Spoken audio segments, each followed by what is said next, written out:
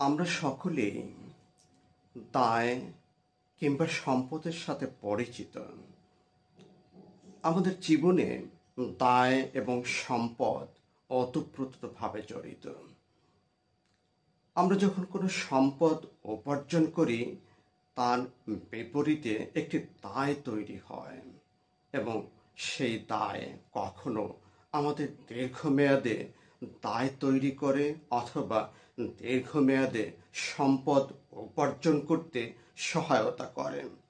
ধরুন, আমাদের জীবনের একটি বড় সম্পদ হচ্ছে আমাদের আচার ব্যবহার, যা আমরা অন্যের সাথে করে থাকি অথবা অনেক ব্যক্তিবর্গের সাথে করে থাকি।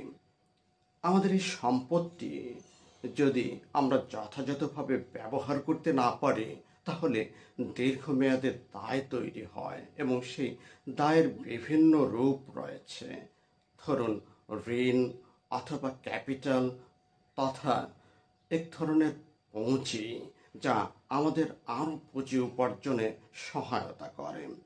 আমরা যখন কারোর সাথে কোনো খারাপ ব্যবহার করব অথবা খারাপ ব্যবহারের মাধ্যমে সম্পদ উপার্জন করব, যা দীর্ঘমেয়াদে আমাদের উপর দায়ের বোঝা চাপিয়ে দেবে এবং সেটি এক ধরনের ঋণে রূপান্তরিত হবে। সেই ঋণ আমাকে অথবা আমাদের পরবর্তী প্রজন্ম পর্যন্ত পরিশোধ করতে হতে পারে। ধরুন, আপনি একখণ্ড জমির মালিক। সেই মালিকানা আপনি অর্জন করেছেন আপনার কষ্টার্জিত সম্পদের বিনিময় অথবা আপনার কষ্টার্জিত উপার্জনের বিনিময়। আবার আপনি দখল করে অন্যের জমি জোরপূর্বক দখল করেও সেটি অর্জন করতে পারেন। যেভাবে আপনি অর্জন করেন না কেন, সেটি কিন্তু সম্পদ। কিন্তু এই সম্পদের বিপরীতে একটি দায় তৈরি হয়েছে, সেটি হচ্ছে ঋণ তথা এক ধরনের লোন, যা মানুষ আপনার কাছ থেকে আজকে কিংবা আপনার পরবর্তী প্রজন্ম থেকেও আদায় করে নিতে পারে।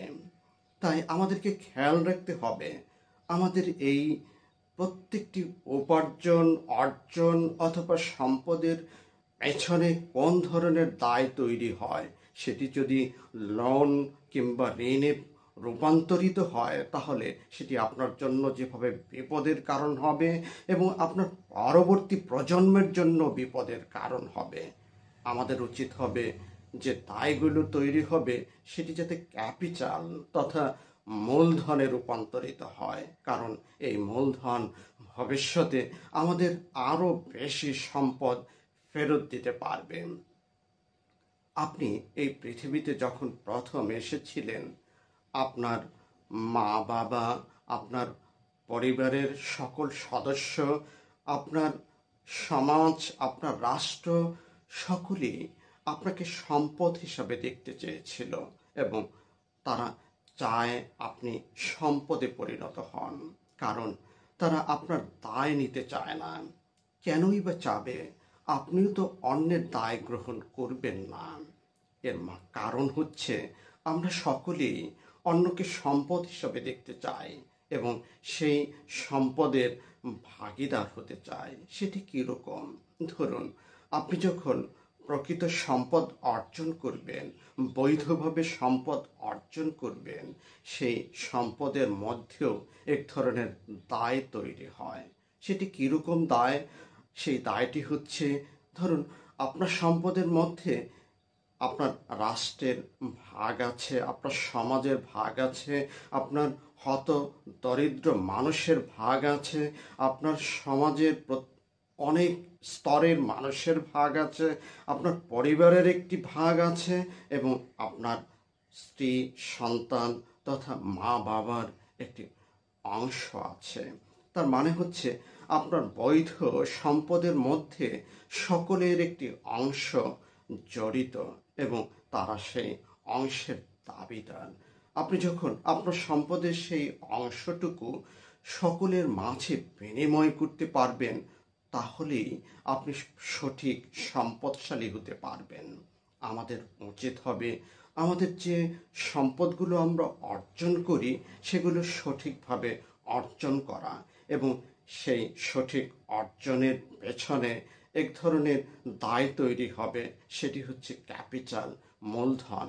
এবং আমরা যদি সেই সঠিক সম্পদ অর্জন করতে ব্যর্থ হই, তাহলে তার বিপরীতে একটি দায় তৈরি হবে, সেটি হচ্ছে ঋণ তথা এক ধরনের লোন, যা মানুষকে আমাদের পরিশোধ করতে হবে আজকে অথবা দীর্ঘমেয়াদে, আমাকে অথবা আমাদের পরবর্তী প্রজন্মদেরকে।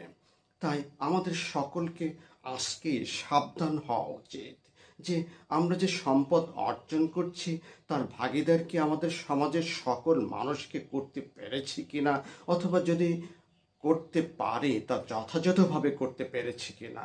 এটি যদি আমরা যথাযথভাবে করতে পারি, তাহলে আমাদের জীবনের সার্থকতা অর্জিত হবে, আমরা সার্থক হব, আমরা সফল হব।